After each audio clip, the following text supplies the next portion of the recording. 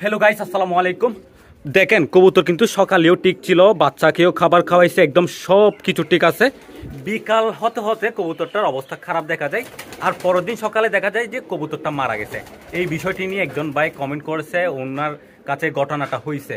So এই বিষয়টা নিয়ে আজকের এই ভিডিওতে আলাপ আলোচনা করা হবে। তার আগে অবশ্যই আমাদের একটা জিনিস দেখায় আমি আপনাদেরকে। ওই যে দেখেন দুইটা বাচ্চা নেওয়া হয়েছে, এই যে মাশাআল্লাহ। এই যে দেখি বলেন তো এই বাচ্চা দুইটা কোন জাতের কবুতর, দেখি কে বলতে পারে।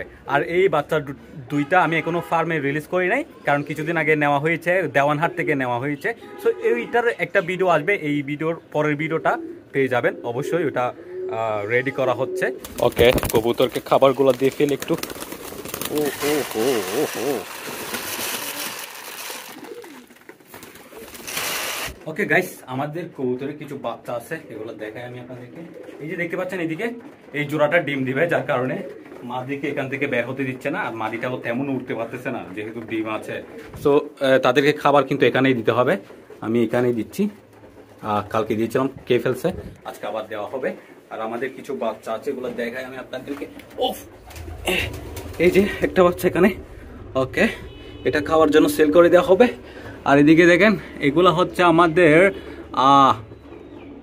কাকজি কবুতরের বাচ্চা, মাশাআল্লাহ। ও এগুলাও রাখবো না আমি, কারণ এগুলা বাচ্চা তেমন ভালো হয় নাই, কোয়ালিটি ফুল হয় নাই, যার কারণে তুলবো না। এইদিকে আরেকটা আছে, ও এই যে মাশাআল্লাহ। এদিকে এটা হচ্ছে লাল কবুতরটার বাচ্চা। কোথায় লালটা? এই যে আমাদের লালটা, এই যে লালটার বাচ্চা। এটা কি করতেছে এখানে? সো বাচ্চা যেই এগুলো আছে ওগুলো সেল করে দেওয়া হবে, এগুলো তোলা হবে না, কারণ তেমন ভালো হয় নাই। সো দেখতে পাচ্ছেন এতগুলো কবুতরের মধ্যে জাস্ট আমাদের এই কবুতরগুলাই বাচ্চা দিয়েছে, আরো কবুতর ডিম দিয়েছে, ডিম থেকে বাচ্চা হচ্ছে না, কারণ এই সময়কালে মল্টিং এর সিজনে কবুতর ডিম দিচ্ছে না। আমার সকল কবুতর ডিম দেওয়া বন্ধ করে দিয়েছে, আপনাদেরও বন্ধ করে দিয়েছে, আপনারা বলেছেন। আর এটা কেন হচ্ছে সেই বিষয়ে তো একদম ফুল আলাপ আলোচনা করে দেওয়া হয়েছে আপনাদেরকে ভিডিও। সো সেই ভিডিওগুলো দেখবেন, তাইলে বুঝতে পারবেন মল্টিং জিনিসটা কি, কেন কবুতর ডিম দিচ্ছে না। সো আমাদের কবুতর কিন্তু এখন ডিম দেওয়া শুরু করতেছে আস্তে আস্তে। অনেক কবুতর কিন্তু ডিম দিয়েছে, অনেক কবুতর ডিম দিয়েছে। যেমন আমাদের এই যে সোয়াচন্দন ডিম দিয়েছে, সোয়াচন্দন 3বার ডিম দিয়েছে, তিনবারেই বাচ্চা হয় নাই ডিমের মধ্যে। সো এই সময়কালে আসলে ডিম দিলেও বাচ্চা হয় না, বাচ্চা হলেও ওইগুলো দুর্বল হয়, বিভিন্ন সমস্যা হয়। আর তো দেখতে পাচ্ছেন একটা একটা একটা একটা করে বাচ্চা দিয়েছে, মানে একটা বাচ্চা হয়েছে একটা বাচ্চা হয় নাই, এরকম অবস্থা।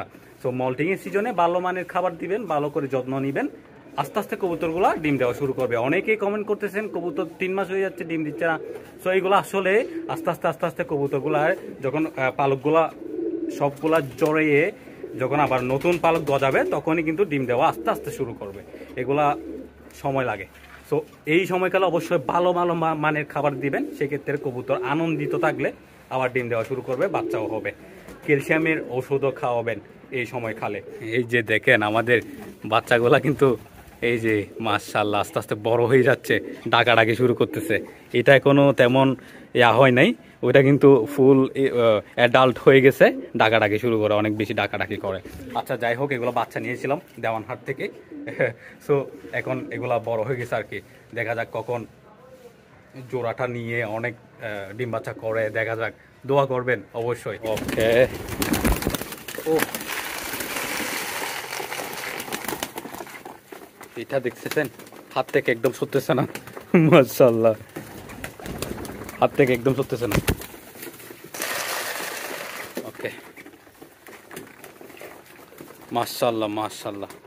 ওকে গাইস, এখন মেইন টপিকে আলাপ আলোচনা করি, যে কবুতর সকালেও ঠিক ছিল, বাচ্চাকে খাবার খাওয়াইছে, বিকাল হতে হতে কেন এটার এই অবস্থাটা হলো। আসলে বিকাল হতে হতে অবস্থাটা খারাপ হয়েছে, তারপর পরের দিন সকালে কবুতরটা মারা যায়। এটা হওয়ার একটাই কারণ, সেটা হচ্ছে এখন শীতকাল, কৃষক ভাইয়েরা শাকসবজি চাষ করতেছে, মাঠে শাকসবজি চাষ করতেছে, ওখানে অনেক বেশি সার নিক্ষেপ করা হয়, বিষ নিক্ষেপ করা হয়। আর কবুতর ওখানে গিয়ে সার নিক্ষেপ করা, বিষ নিক্ষেপ করা ওই মাটিগুলা খাচ্ছে, ওই পাতাগুলা খাচ্ছে, ওইখান থেকে কবুতরটা বিষটা খেয়ে মারা যাচ্ছে। এরকমটা হয়ে থাকে, যার কারণে কবুতরটা হঠাৎ কোনো কারণ ছাড়াই মারা যাচ্ছে। কবুতরটা তো সকালেই ঠিক ছিল, বিকালে এই অবস্থাটা হয়ে গেছে, তার মানে হচ্ছে বিষগুলো খাইছে, যার কারণে এই অবস্থাটা হলো। সে কারণে অবশ্যই আপনাদের কবুতরকে অবশ্যই সেফলি রাখবেন, পরিষ্কার রাখবেন, পরিষ্কার খাবার খাওয়াবেন।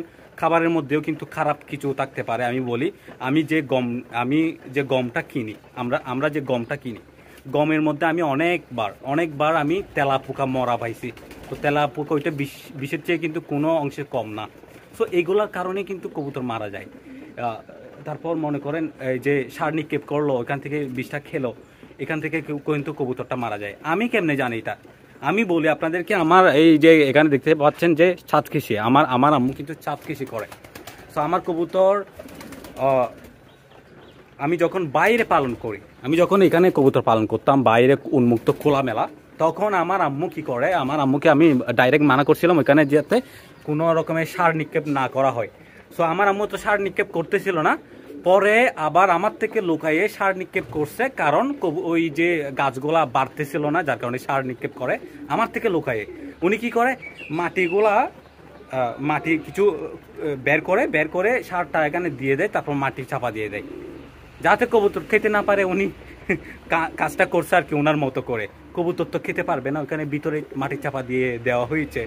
সো আমার কবুতর তখন সবগুলা থেকে ডিম বাচ্চা ছিল। বাচ্চা হলে কবুতর মাটি কি পরিমাণ খায় আপনারা তো জানেন।